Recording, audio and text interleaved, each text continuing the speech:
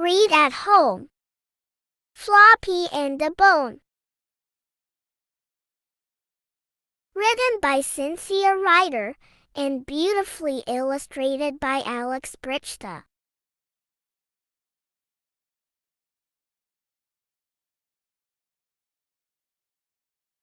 Floppy saw a big bone.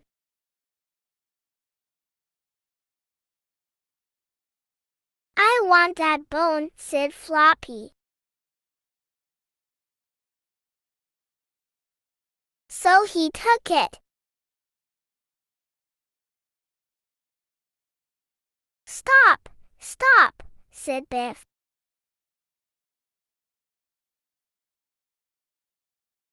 "Drop the bone," said Chip. But Floppy didn't stop, and he didn't drop the bone. He ran up the hill. He ran into a wood. And onto a bridge, and stopped.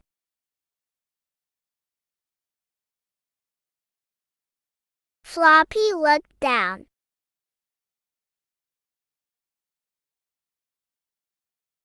He saw a dog in the water.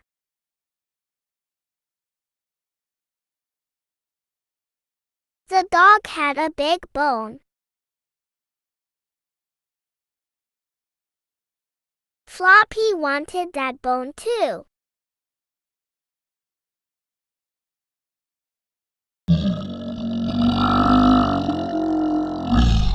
Went Floppy.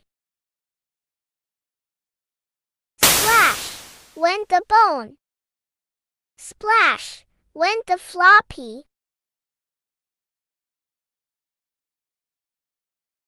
"Oh no," said Floppy.